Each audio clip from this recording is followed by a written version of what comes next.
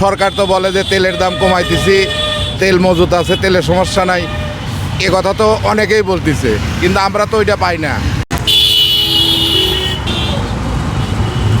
ভাই যে তেল পাম্পে যাওয়া যায় 200 টাকার তেল দেয়, তারপরেও তেল নিতে গেলে মনে করেন 2 ঘন্টা 3 ঘন্টা সিরিয়াল দিয়ে তেল দেওয়া লাগে।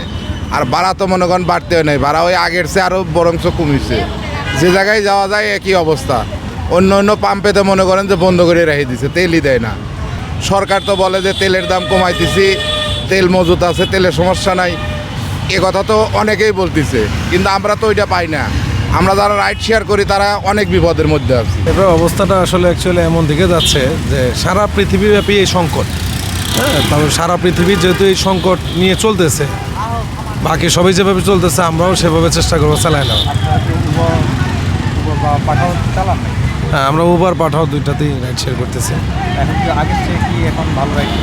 না, রাইডের বিষয়টা একটু ভিন্ন, কেননা দেখা গেলো যে আমরা প্রতি আপনার আগে যেমন তেল যখন নিছি, যখন ইচ্ছা হচ্ছে তেল শেষ হচ্ছে নিয়েছি, কাজ করছি, রাইড শেয়ার করছি। এখন হচ্ছে যে আমাদের প্রায় একদিন পুরো দিন সময় লাগে তেল কালেক্ট করতে, পরের দিন রাইড করতে, এতে আমাদের কাজেরও ক্ষতি হচ্ছে।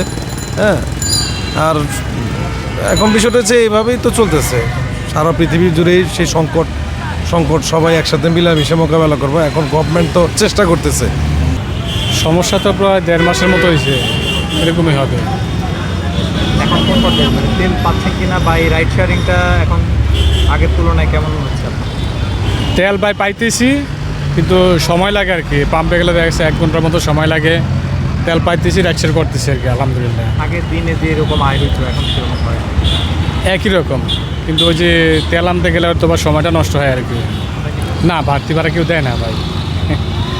যাত্রী তো চেষ্টা করে একটু কম ভাড়া দেওয়ার জন্য, রেগুলার ভাড়ার চেয়ে কম ভাড়া দেওয়ার জন্য চেষ্টা করে। তারপর আমরা বলি আর কি যে ভাই তেলের সংকট, 10-20 টাকা একটু বাড়াই দেন আর কি।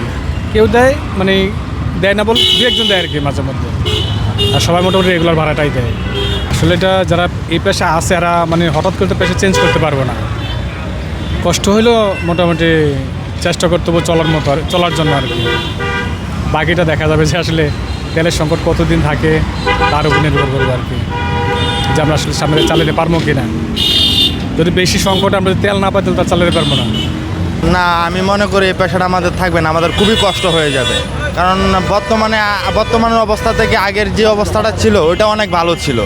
আগে মনে করেন যে নর্মালি একটা জায়গা থেকে একটা জায়গায় যে ভাড়াটা লাগতো, বর্তমানে এখন সিন্ডিকেট যেভাবে চলতেছে আর যেভাবে সংকট পড়ছে এই অনুযায়ী আমাদেরকে দরকার যে 20-50 টাকা ভাড়া বাড়িয়ে দেওয়ার জন্য, কিন্তু সেই জায়গায় মনে করেন যে আমাদেরকে ভাড়া আরও কম দিচ্ছে।